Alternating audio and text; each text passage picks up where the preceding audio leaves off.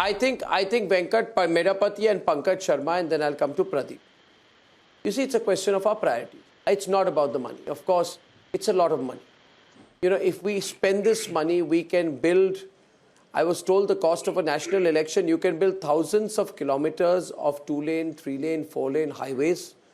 You can ensure 900 crore midday meals. You can do a lot of good. The problem in our country is we've become obsessed with politics.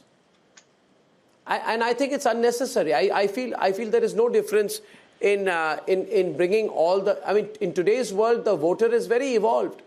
If he wants to vote for a regional party at the state level and a national party at the national level, he will. And probably there's a greater chance of a voter making more divergent and diverse choices depending on who he's voting for. The voter is not ignorant. Why would anyone oppose one nation, one poll?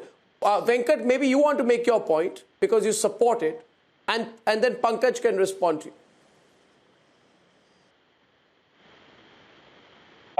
I do support because that saves a lot of money for the country like us, which is a developing country. But the issue is that with the diverse population, diverse states, and with multi-party system, how feasible is it is the question.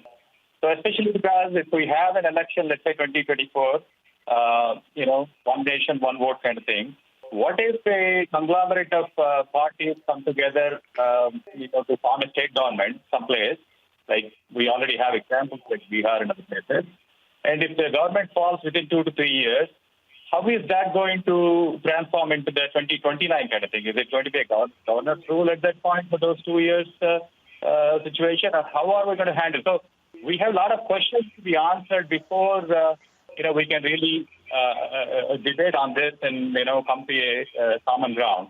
So the rulers, the central government has to clear those aspects before we can do it. And then if you ask me, I would say, like in how it is in U.S., if we have a election every 2.5 years kind of thing, I may be just quoting an idea wherein have the national election, let's say 2024, and 2.5 years from then we'll have all the state elections, and then so that way you have the accountability by the government to the people, and people will also see the performance of the government.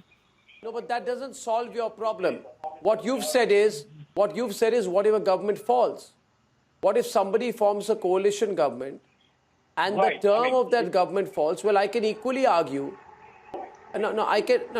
Okay, so I'll get Pankaj to it. Those are practical issues. Let us not get into the detail right now. Let us just have a debate on the broad principle. The broad principle is, Pankaj, this country, now you have Bengal and Assam elections. I know that for the next 3 or 4 months, that is going to be the only subject of discussion.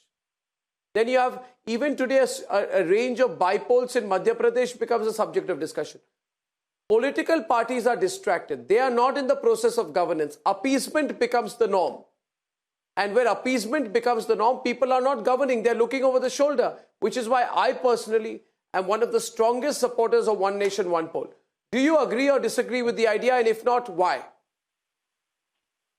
There are various fundamental and serious issues.